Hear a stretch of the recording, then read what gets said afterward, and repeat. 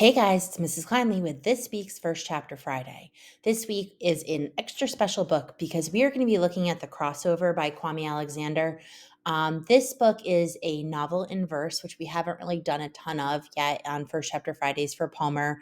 And I picked today to introduce The Crossover to you because in just under a month, just a couple of weeks, it's actually going to be released on Disney Plus as a series. So I always say read the book first because the book is always a gazillion times better once you watch the show or watch the movie. Um, you probably maybe will not be as interested in the book because it's never as good as the book is. So I always say start with the book and then be slightly disappointed by the TV show or movie that follows because the book is always, always, always better. Novels in verse are typically, especially at the upper elementary level, quicker reads because you can kind of zip through them quickly because even though the books are thicker, they might be a little bit intimidating. The quantity of text on each page is usually less. So you could probably read this book cover to cover in, I would guess, about 2 hours or so for, an average fourth or fifth grade reader. So this book is about Josh Bell, who is a twin. His brother's name is Jordan. His brother goes by JB, and Josh has the nickname Filthy.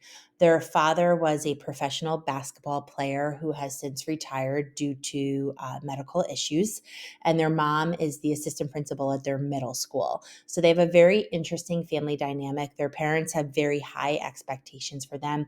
The boys have a super, super duper relationship.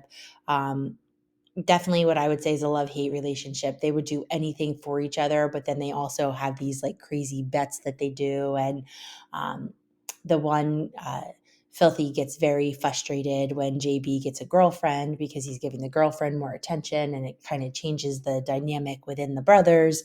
So there's definitely a lot of family stuff that comes up in this book.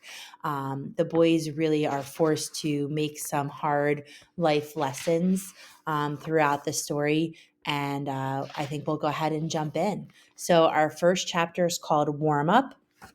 And the first verse I'm going to read to you is called Dribbling. At the top of the key, I'm moving and grooving, popping and rocking.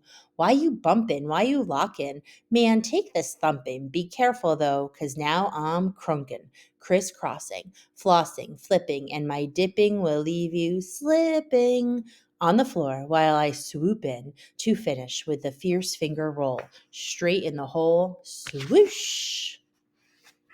The next one's called Josh Bell. Josh Bell is my name, but Filthy McNasty is my claim to fame. Folks call me that 'cause my game's acclaimed, so downright dirty it'll put you to shame. My hair is long, my height's tall. See, I'm the next Kevin Durant, LeBron, and Chris Paul. Remember the greats? My dad likes to gloat, eyeballed with magic and the GOAT. But tricks are for kids, I reply. Don't need your pets, my game's so fly. Mom says, your dad's old school, like an old Chevette.